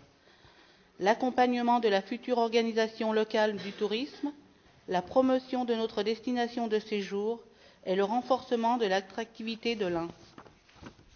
Pour cela, l'action du département en matière de tourisme va s'appuyer sur un tourisme, son bras armé, dont le rôle et les missions vont évoluer pour répondre aux ambitions de cette nouvelle politique départementale. De ce fait, il s'agira pour un tourisme de mettre en œuvre ce livre blanc et prioritairement d'accompagner les acteurs du tourisme, tout d'abord en accompagnant les intercommunalités dans l'exercice de leurs compétences tourisme, dans la mutation de leurs offices de tourisme en réponse notamment à la loi NOTRe, mais aussi en accompagnant les acteurs du tourisme dans le développement de projets et d'offres concurrentielles répondant aux attentes des clients. Et chose fondamentale, en impulsant et en accompagnant la mutation autour des outils numériques chez les professionnels et sur les territoires pour accélérer considérablement l'intégration de e-tourisme au sein du département et de chez les professionnels, avec en filigrane l'objectif premier de faciliter la vie des clients et la mise en marché, réservation en ligne, paiement en ligne, etc. Il s'agira également pour un tourisme d'assurer la promotion de la destination 1. Après avoir défini une stratégie marketing globale et partagée de la destination, fortement orientée sur l'e-tourisme, il sera possible de communiquer tant auprès de nos cibles de clientèle privilégiées que des prescripteurs et relais d'opinion. Pour cela, il nous faudra fédérer et coordonner les acteurs du tourisme et les territoires autour de portes d'entrée phares identifiées. Un autre volet de l'action d'un tourisme consistera à contribuer au développement, à la structuration et à la valorisation de l'offre touristique. J'entends par là accompagner la création ou le développement de projets d'envergure publique et privée, structurer, développer et mettre en marché les offres concurrentielles autour des portes d'entrée et de 4 thématiques de forte identité, faire émerger des projets d'amélioration de l'offre, et pour finir, la dernière des 4 missions dévolues à un tourisme consistera aussi à suivre et à analyser l'évolution de la concurrence, des tendances et de l'activité touristique, en assurant l'observation de l'économie du tourisme et une veille prospective sur les tendances, les marchés et les clientèles, en animant les groupes de réflexion d'acteurs et d'experts du tourisme, en prenant en charge ou en contribuant à l'organisation d'événementiels à forte résonance.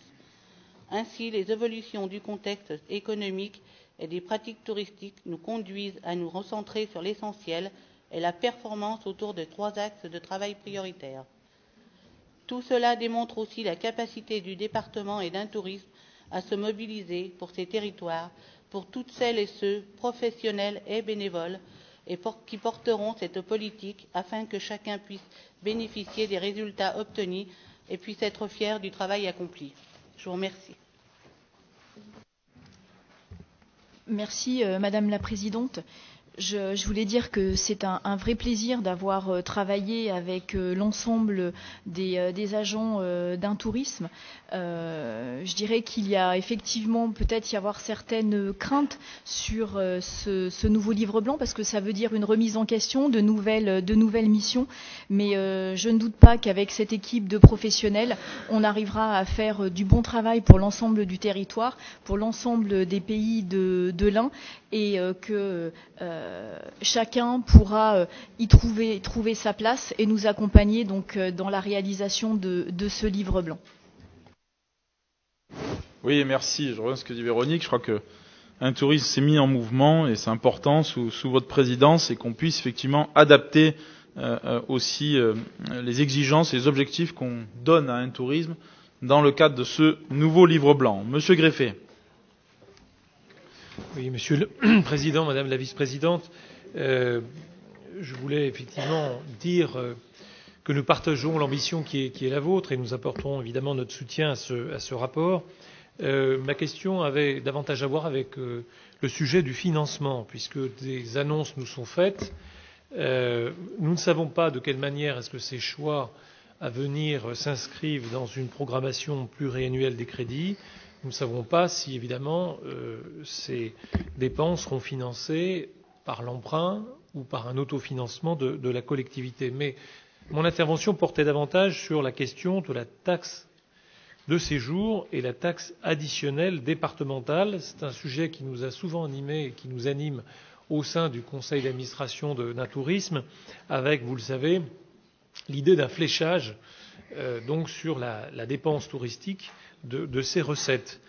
Je pense qu'il y a une ambition à avoir dans ce schéma qui est en tout cas la pédagogie qui doit être faite à l'intention des territoires sur les vertus de cette taxe de séjour qui permettra de dégager des moyens dans des moments où les dépenses publiques sont contraintes et les recettes tout autant, eh bien effectivement de convaincre les territoires qu'ils doivent s'accompagner eux-mêmes.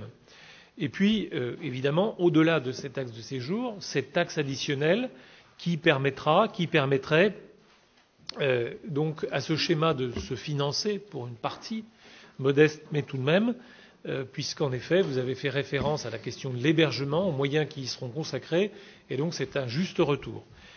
Parce que nous avons aussi ici le souci, évidemment, d'accompagner et de dégager des moyens nécessaires au choix de la collectivité.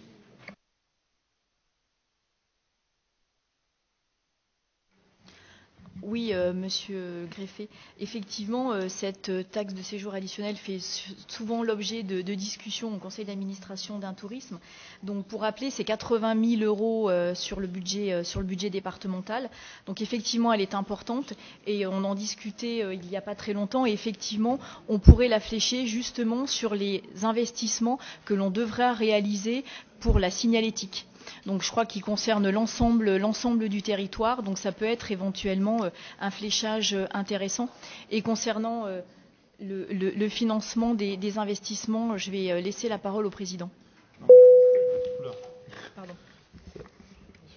Oui, non, sur la taxe de séjour, on est quand même très contraint, puisque c'est la taxe additionnelle en tant que telle. Alors après, j'ai bien compris le message d'inciter les communes et les intercommunalités. Vous savez aussi le cadre contraint dans lequel on évolue. Il faut trouver le bon équilibre entre des recettes éventuelles et des surcoûts qui peuvent être générés. Ce qui est sûr aussi, c'est qu'il y a un enjeu national sur le sujet de la taxe de séjour.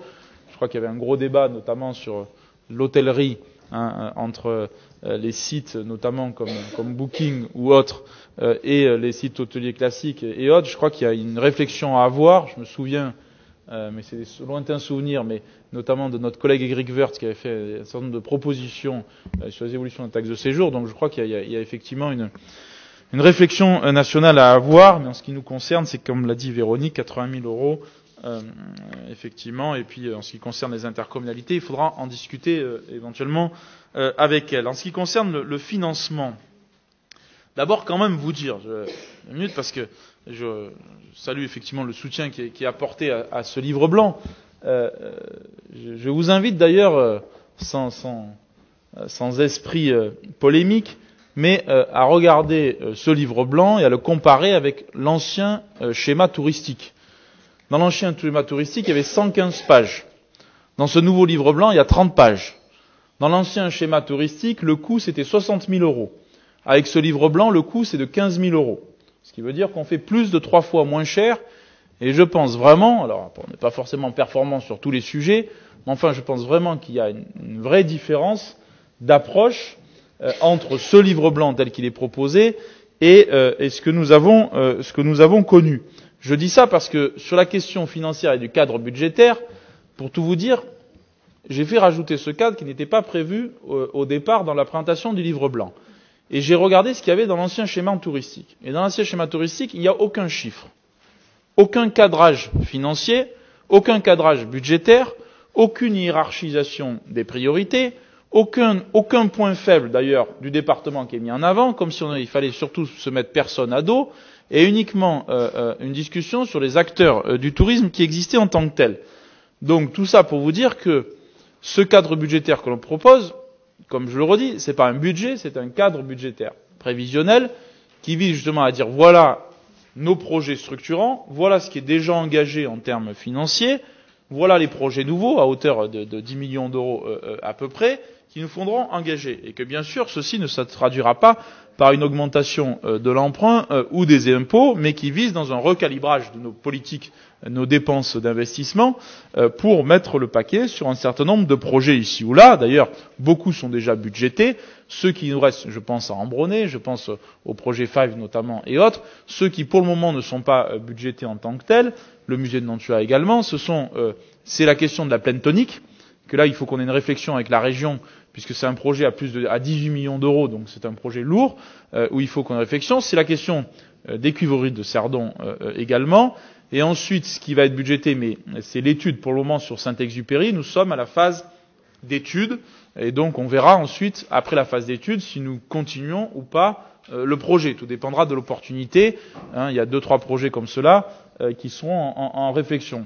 Donc c'est pour ça qu'on vous propose un cadrage budgétaire qui me semble déjà très précis par rapport, enfin en tout cas très, très engagé par rapport à ce qu'on pourrait faire, et qui montre effectivement l'importance, je le redis, ces 20 millions d'euros qui sont consacrés à l'investissement touristique, c'est 40% du budget sur le livre blanc sur le tourisme, donc c'est un effort conséquent, et dedans il y a des choses qui sont déjà prévues, financées, d'autres qui feront l'objet de discussions annuelles et autres, mais globalement sur les surcoûts éventuels, c'est surtout la question du projet de la plaine tonique qu'il faudra qu'on rediscute, et des cuivreries. Sur le reste, on est quand même sur quelque chose qui est lissé dans le temps et engagé. Ce qui est important, c'est d'avoir une perspective pluriannuelle des choses et de s'engager là-dedans. Voilà. Et je le dis, notre volonté aussi, elle est qu'on ne soit pas que dans la réhabilitation. Je pense par exemple au Soieries Bonnet, ou je pense au musée de Nantua. Si on veut que tout l'argent que l'on met dans ces réhabilitations soit utile, il faut que la réhabilitation se traduise par une valeur ajoutée supplémentaire. Je crois que ça, c'est quelque chose d'important, parce qu'on a l'impression sinon de mettre beaucoup d'argent dans les bâtiments, dans la rénovation. En plus, on a les sujets d'accessibilité, comme vous l'avez dit, qui sont transversaux. Donc voilà, il faut qu'on profite de ça. C'est ce qu'on a appelé la mise en tourisme dans le schéma. La mise en tourisme, c'est justement la valorisation des différents sites et autres, et qu'on ne soit pas uniquement, parce que des fois, c'est malheureux, mais il suffit de rajouter 30 000, 40 000 ou 50 000 sur un truc pour qu'on passe d'une réhabilitation simple d'un bâtiment à une vraie mise en tourisme d'un bâtiment. Et c'est quand même pas la même chose entre une réhabilitation simple et une mise en tourisme. C'est un peu l'objectif de ces projets que nous accompagnerons plus ou moins fortement en fonction des acteurs, des partenaires, de ceux qui participeront. Vous avez tout à l'heure cité le commissaire de Massif. Voilà, c'est un acteur important dans le développement de la politique touristique à l'est du département. Voilà, donc on a un certain nombre de sujets comme cela. J'ai encore Monsieur Paoli et Madame Fournier. Oui, Monsieur le Président, mes chers collègues, vous avez cité un point sur lequel je voulais intervenir, mais je vais en reparler tout de même. Dans le listing des sites d'Innoplagne est inscrit, c'est un sujet d'importance sur lequel il va falloir travailler. Ça peut être un projet très très important, Mais il faut savoir qui pourra en être le porteur. Est-ce qu'on va s'adresser au privé?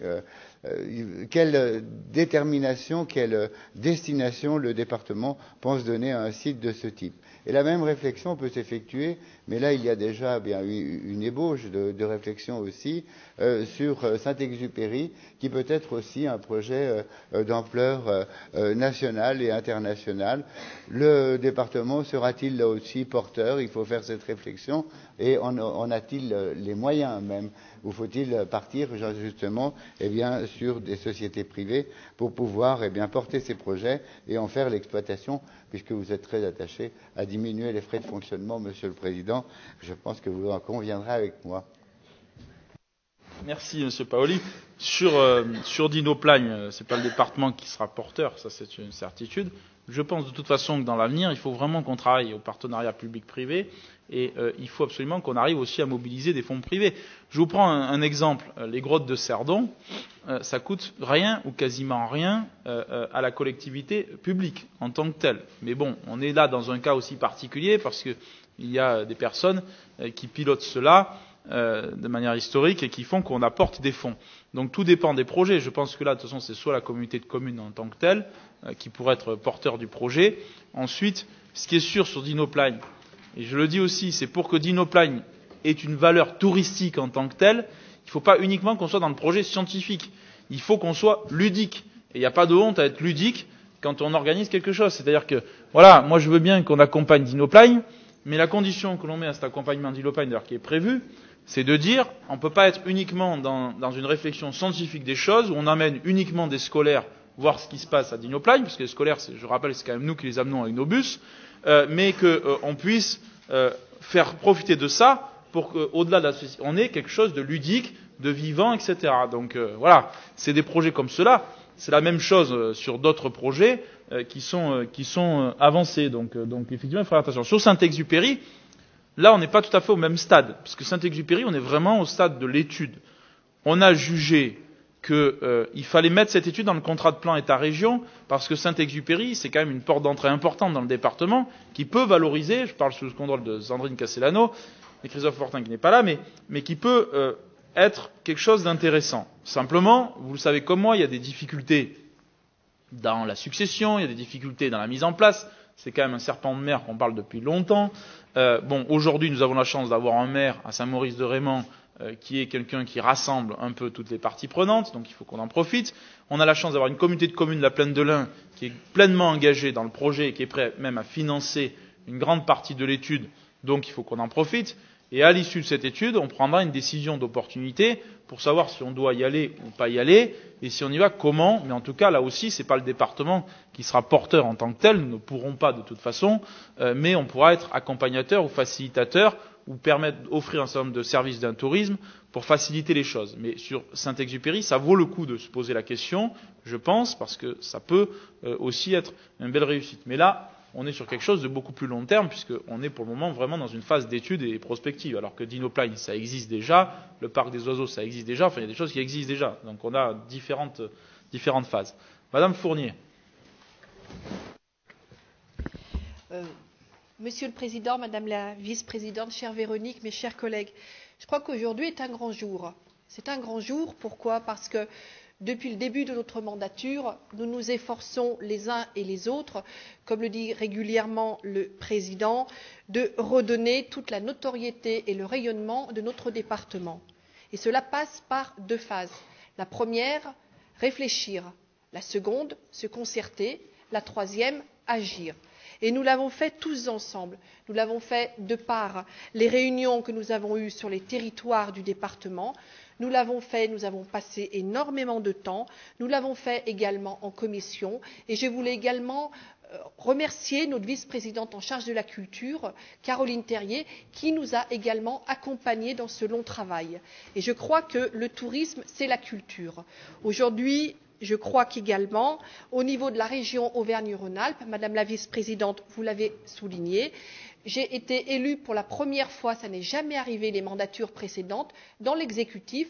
Pourquoi? Parce que le président Abad et notre vice-présidente, qui sont tous les deux fort modestes, nous le savons, mais ont accompli depuis le début pour que le département de l'Ain puisse enfin exister au sein de la région Auvergne-Rhône-Alpes. Second point, je rajouterai également une pastille, l'Ain créateur d'emplois. Parce que le tourisme, c'est également des retombées économiques. Certes, ce livre blanc, certes, ce sont des investissements.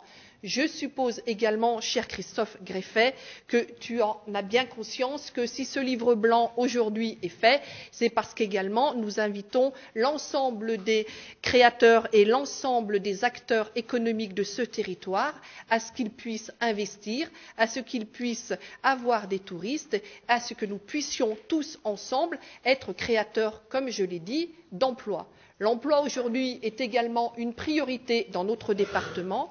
L'emploi aujourd'hui est également créateur de richesses et ce livre blanc, merci Véronique, merci d'avoir passé autant de temps, autant d'heures, autant de journées avec nous tous, avec les acteurs. Je rappelle que ce livre blanc a été présenté aux acteurs touristiques, aux acteurs également institutionnels de ce département. Je rappelle également que chacun a eu loisir à s'exprimer et à enrichir ce livre blanc. Et enfin, merci au président Abad de croire au département et de vouloir faire que ce département ne soit pas simplement un numéro sur une plaque d'immatriculation, mais qu'il soit enfin à la hauteur de ses ambitions.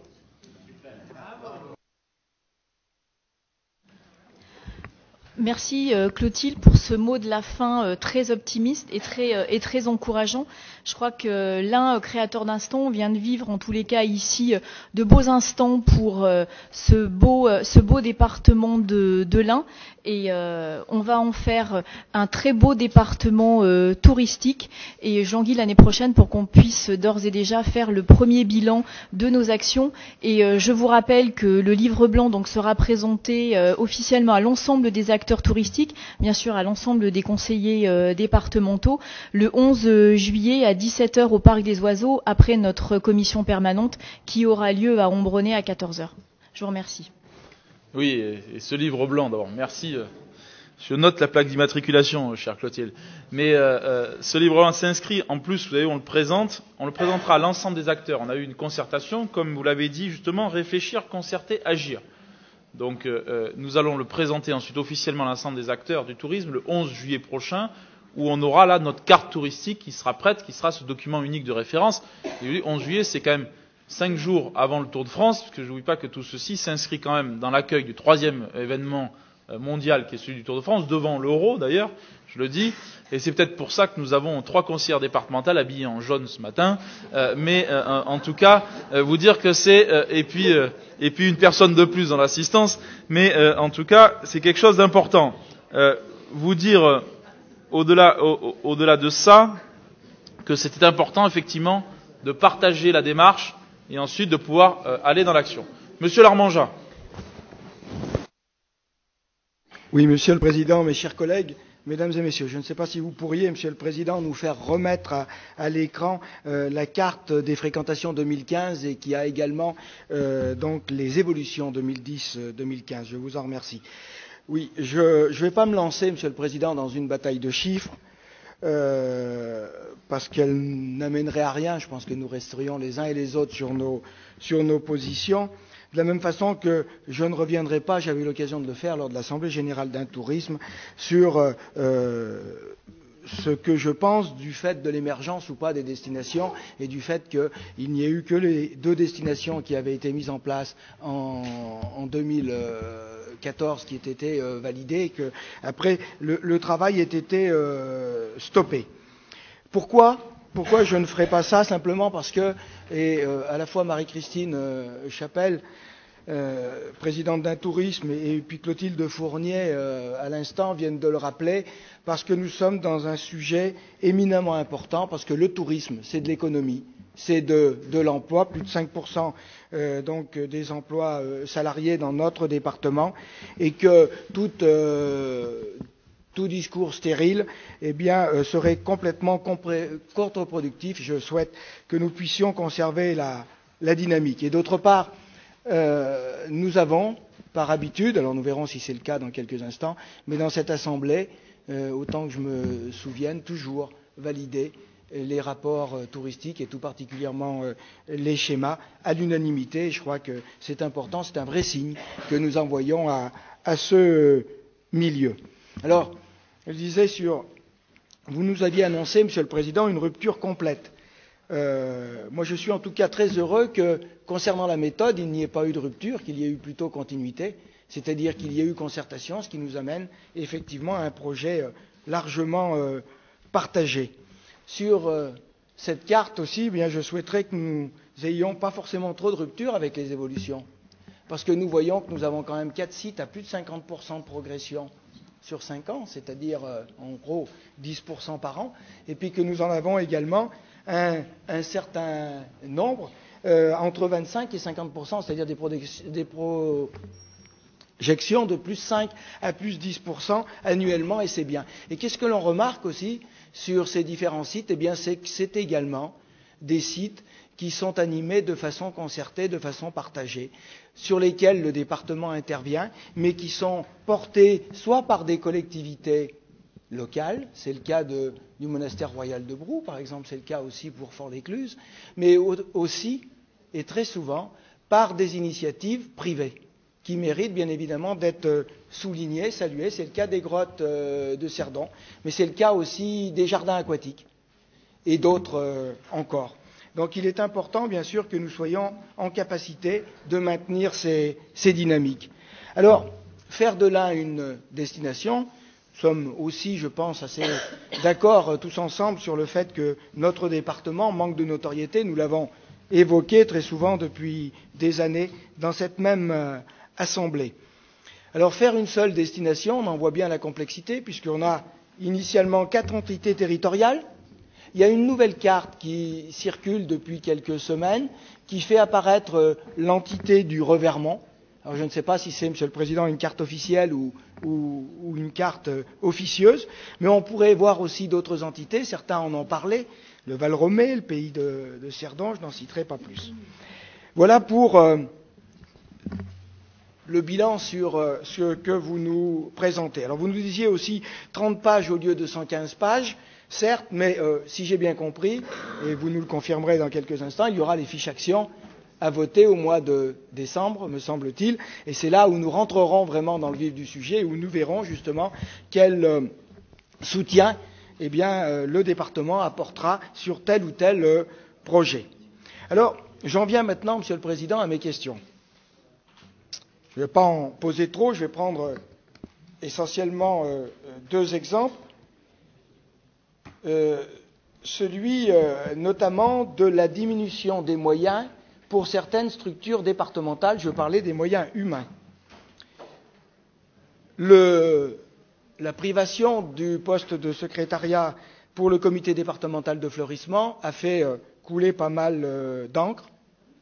Je rappelle qu'il y a là, derrière ce comité départemental, 3700 bénévoles, dont le travail est unanimement reconnu. Notre vice-présidente l'a d'ailleurs mentionné dans son rapport il y a quelques instants.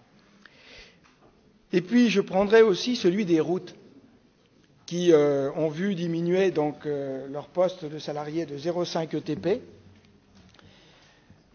J'évoquerai également le rapprochement de ces 4 routes en constituant une seule association. Les routes, Monsieur le Président, elles sont eh bien, comme nos territoires. Elles sont diverses et variées. Elles ont des actions aussi qui ne sont pas forcément toutes les mêmes. Et puis il y a une véritable question, c'est que 2 d'entre elles, et je pense que nous pouvons que nous en féliciter, la Bresse et la route de la Dombe, eh bien, sont sites remarquables du goût. Donc quid de ces sites remarquables du goût? Il y en a plus d'une quarantaine sur l'ensemble de la France. Nous en avons 2 dans notre département. C'est quelque chose de très important et je peux vous dire que pour m'être rendu il y a quelques années à l'Assemblée générale nationale des sites remarquables du goût, eh bien, notamment la route de la Dombe, qui était la seule à ce moment-là, était très largement mise en valeur. Sur ce demi-poste aussi supprimé au niveau des routes, vous me permettrez de vous rappeler, parce que c'est un sujet qui tient à cœur au pays belgardien, mais également au pays de Gex, eh bien que la personne qui l'occupait s'occupait aussi de valoriser, de réactualiser cette 5e route que nous avions souhaité dématérialiser. Alors je pense que ça va notamment dans tout ce que vous nous avez exprimé, notamment le numérique, Monsieur le Président. Eh bien, nous en avons confié dans un rapport précédent l'animation, et pour le coup, là, pourquoi pas, aux offices de tourisme locaux. Mais pour ce qui est de la réactualisation, quid de celle-ci?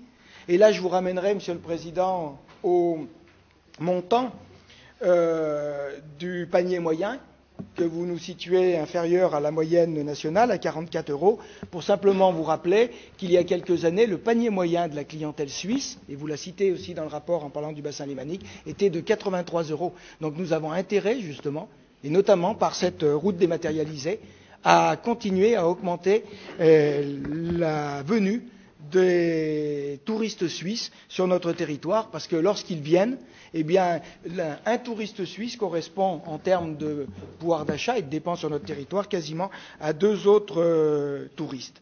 Alors, en ayant cité que ces deux choses, le comité départemental de fleurissement et les routes touristiques, eh bien, la force, et me semble-t-il la première force de notre tourisme départemental, c'est son bénévolat, ce sont ses bénévoles. Alors, j'ai bien compris aussi que vous souhaitiez avoir des ambassadeurs un peu plus particuliers avec un nom anglais. Pour le moment, je pense qu'on en trouvera rapidement un français. Mais je tiens ici à rappeler que le tourisme est la seule activité économique à être autant portée par les bénévoles.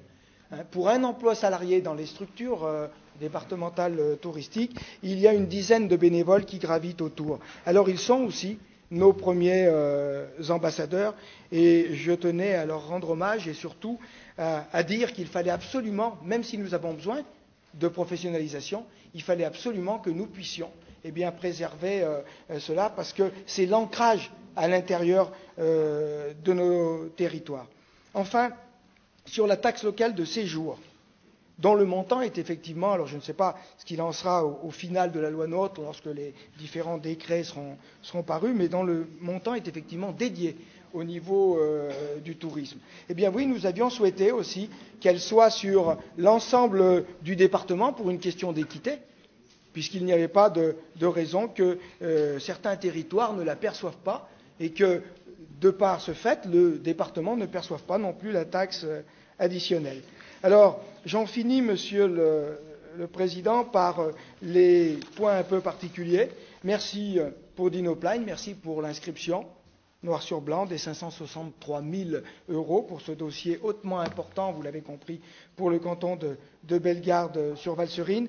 Et puis, par contre, un petit bémol, puisque dans cette même page, il y a l'inscription de 347 000 € sur le ski alpin de Terre-Ronde, au niveau de la station d'Hauteville. Alors, sous l'égide du président du syndicat mixte du plateau de Retors et également président de la communauté de communes d'Hauteville, moi je souhaiterais, Monsieur le Président, que nous puissions avoir sur ce sujet un débat très serein, de façon à bien peser tous les enjeux. Vous avez parlé de réchauffement climatique, même si on n'est pas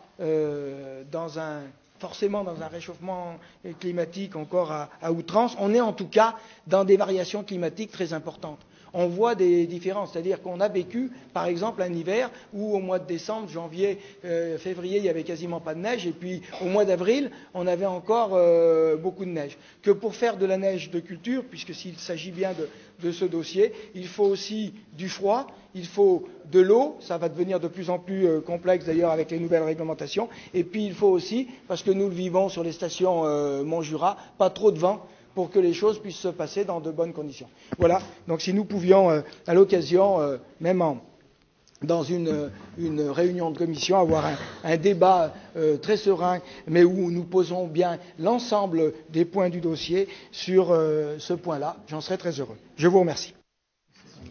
Merci Monsieur Larmangia, je vais essayer de répondre rapidement à vos questions. Tout d'abord, effectivement, nous sommes nous aussi très attachés au maintien des bénévoles. On sait qu'ils font vivre le territoire, qu'ils sont très actifs aussi bien dans les offices de tourisme que dans les associations. Je pense que le tourisme, il ne faut pas en faire une affaire politique, mais vraiment un intérêt pour le territoire. Concernant le comité départemental du fleurissement, effectivement, la personne qui était mise à mi-temps, l'agent départemental, donc, a souhaité être en disponibilité. Donc, compte tenu de l'intérêt que revêt le fleurissement pour le département de l'Ain, donc nous avons demandé à un tourisme donc de se réorganiser en interne pour assurer le secrétariat, le suivi de différents dossiers. Donc, effectivement, il y a eu quelques ratages, on va dire, au démarrage, mais maintenant tout ça a été réglé. Emmanuel Visantin et Daniel Perret ont trouvé un mode de fonctionnement, donc ça a été réglé. La preuve en est, donc le comité du fleurissement réorganisera, puisqu'ils avaient prévu de l'arrêter, donc le prix des concours des maisons fleuries. Et concernant les routes, effectivement, donc on souhaite réorganiser ce réseau des routes. On a besoin des bénévoles qui connaissent de toute façon très bien leur territoire. On a eu une réunion il y a environ un mois avec les 4 présidents plus le président de la fédération. Donc effectivement, c'est vrai qu'on est en réflexion sur l'élaboration d'une route départementale, d'une route unique avec des sous-routes.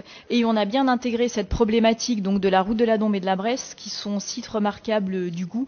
Et il est bien évident que c'est un intérêt touristique important pour le département et qu'on les intégrera dans cette nouvelle route. On en rediscutera prochainement avec eux. Oui, M. Larmangia, pour compléter là-dessus. Sur le comité de fleurissement, c'est l'exemple d'une fausse polémique. Puisqu'en fait, on a été alerté sur ce sujet et que je suis moi-même entretenu, mais on aura l'occasion d'en discuter un peu plus tard, avec le président du comité de fleurissement, et que, bien entendu, comme l'a rappelé Véronique, il y a plusieurs concours et le concours particulier n'était pas remis en cause en tant que tel. Simplement, ça a été une décision du président suite au fait qu'il y avait un demi-poste qui donc n'était plus consacré à cela. Donc ce que nous avons proposé, mais on y reviendra, c'est qu'on a trouvé une solution globale pour qu'on puisse assurer l'ingénierie, bien entendu, la logistique et autres, parce que, comme vous l'avez dit, les bénévoles ont aussi besoin de soutien, pour qu'un tourisme puisse accompagner ce comité de fleurissement. Et donc là-dessus, il n'y a pas de sujet pour nous, puisque ça participe complètement de la stratégie touristique d'embellissement du département, et que ça serait quand même un peu paradoxal, au moment où on fait un livre blanc sur le tourisme et on embellit le département, que de renoncer au comité de fleurissement. On peut les améliorer, on peut les moderniser, mais en aucun cas les supprimer. Et je peux vous dire que ça a été une volonté commune et partagée par Véronique Baude, Marie-Christine Chapelle et moi-même. Et sur le deuxième point, même chose, sur la question des routes que vous posez, là aussi, on ne peut pas se contenter du statu quo. Ce livre blanc est en rupture, justement, vous avez raison, pas sur la méthode, puisqu'il y a une approche concertée que vous avez faite également, et vous l'avez rappelé à juste titre, mais parce que, justement, on ne veut pas se contenter du statu quo. Et que donc, on propose d'avoir une route unique, ce qui n'empêche pas d'avoir un circuit par pays. Mais l'avantage d'avoir une fédération des routes unique, c'est que les bénévoles des routes vont apprendre à travailler ensemble. Et non seulement ils vont apprendre à travailler ensemble, mais aussi à avoir des convergences ensemble. Alors je sais bien, et c'est important, les sites remarquables du goût, il y a 2 routes aujourd'hui, dont une qui est la route de la Dombe qui est très attachée à cela. Pourquoi on n'arriverait pas à obtenir la qualification site remarquable du goût sur l'ensemble de nos routes? C'est peut-être une réflexion qu'on peut avoir en tant que telle et essayer de porter. Je vous rappelle qu'en même temps, on travaille sur des labels, notamment les viticulteurs sur la question de découverte, des vignobles et découvertes. Donc ce sont des labels qui vont dans le bon sens. Donc là-dessus, il n'y a pas de difficulté. Et ça me permet de répondre sur le point qui est important. Je vous rejoins. Oui, la professionnalisation du secteur n'empêche pas le recours au bénévolat. Bien au contraire. Il s'agit pour nous d'avancer sur les 2 jambes, c'est-à-dire de professionnaliser un secteur qui est en manque de professionnalisation parce qu'on n'avait pas une vision économique du tourisme, et en même temps s'appuyer sur un réseau de bénévoles très important qui effectivement agissent chaque jour uniquement par amour de leur département et de leur territoire. Et donc ces gens-là, il faut qu'ils soient complètement soutenus, défendus et portés. Et ce qu'on propose, c'est effectivement, pour pas prendre d'anglicisme, que ce soit des ambassadeurs du tourisme en tant que tel, et qui puissent accompagner sur un certain nombre de choses, notamment avec l'évolution des offices de tourisme, puisque vous savez que la loi NOTRe impose un office par niveau intercommunal, ce qui n'empêche pas d'avoir des antennes ou des bureaux, mais on aura certainement besoin aussi de ces bénévoles de proximité, puisqu'on aura, par définition, un regroupement d'un certain nombre d'offices de tourisme, et donc leur utilité s'en trouvera renforcée, et en tout cas, elle est essentielle en tant que telle. Ensuite, je ne reviens pas sur la question du tourisme suisse, j'ai bien compris qu'il avait une valeur ajoutée plus importante, on va dire, et c'est vrai ce que vous dites, donc j'y adhère parfaitement. Il y a juste un mot aussi sur la question du ski alpin. Alors je ne sais pas si peut-être pas amateur de ski, mais il y en a aussi dans le département. Je le redis sur la question des stations de moyenne montagne et la question de l'enneigement dont vous parliez. D'abord, l'enneigement sur terre ronde, il est fait uniquement sur une retenue artificielle en tant que telle. Et la deuxième chose que je voudrais vous dire, c'est que tout le monde, et on a réuni tous les acteurs du tourisme sur le sujet, on était ensemble au plateau de Rotor, et tout le monde a adhéré à l'idée, il faut un label 4 saisons. Excusez-moi de vous dire, dans un label 4 saisons, il y a l'hiver. Parce que sinon, c'est plus un label 4 saisons. Et d'ailleurs, dans les 4 saisons, il y a l'été et l'hiver. Et tous les acteurs du tourisme sur place nous ont dit, pour qu'on puisse faire des choses l'été et développer des activités ludiques et autres l'été, il faut absolument qu'on ait des ressources l'hiver, parce que sinon on n'y arrivera pas. Et en plus de ça, permettez-moi de vous dire que non seulement ils nous ont dit ça, mais que justement, c'est parce qu'on prend en compte le réchauffement climatique qu'on développe un label 4 saisons. On pourrait nous dire, on ne prend pas en compte le réchauffement climatique si on est uniquement polarisé sur la station de l'hiver. Mais en fait, on est sur un label 4 saisons. Donc dans les 4 saisons, il y a l'hiver bien entendu, et que d'ailleurs aujourd'hui, il y a une communauté d'intérêt qui est taillée, et je crois qu'aujourd'hui, les choses sont apaisées sur ce sujet-là. Pourquoi ? Parce que, je vous dis aussi, je préfère qu'on utilise des canons à neige à 900 mètres qu'à 3000 mètres d'altitude. Parce qu'à 3000 mètres d'altitude, on n'a pas besoin de canons à neige. Et qu'à 900 mètres, vous augmentez, et ce sont des acteurs du tourisme locaux qui nous l'ont dit, vous augmentez, ils l'ont multiplié par 2 ou par 3, le nombre, la durée du temps de possibilité de skier, ce qui veut dire donc les acteurs économiques sur place. Et d'ailleurs, ça a tellement fait des mules que désormais, on nous demande dans la partie sur le plan d'automne, la même chose. Donc, de quelque chose qui était relié. Aujourd'hui, il y a une unanimité, une convergence sur le sujet dans le cadre du label 4 saisons, c'est-à-dire que l'importance, si on fait que l'hiver, c'est pas bon non plus, à nous de travailler sur quelque chose de global. Enfin, je termine par ce par quoi vous avez commencé, sans avoir, je crois, rien oublié. C'est la question, effectivement, de partager. Je reviens pas sur les destinations. Effectivement, il n'y a que 2 destinations, donc on constate que c'était trop compliqué. Il faut qu'on travaille sur une destination 1 en tant que telle. Mais là aussi, moi, je crois que la question touristique est une question fondamentale et qui doit nous permettre de nous rejoindre toutes et tous. Voilà. Je crois que, comme vous l'avez dit, c'est un signe fort qui est envoyé que de pouvoir adopter notre livre blanc à l'unanimité. C'est envoyer un signe fort aux acteurs du tourisme, mais aussi aux touristes en tant que tels et à la valorisation du département en tant que tel. C'est ce qu'on souhaite faire à travers les différents événements et autres. Et je crois qu'on a besoin là-dessus de chasser en meute, parce que la vraie bataille, elle n'est pas à l'intérieur du département de l'Ain, mais elle est avec les autres acteurs ailleurs, notamment dans les territoires adjacents.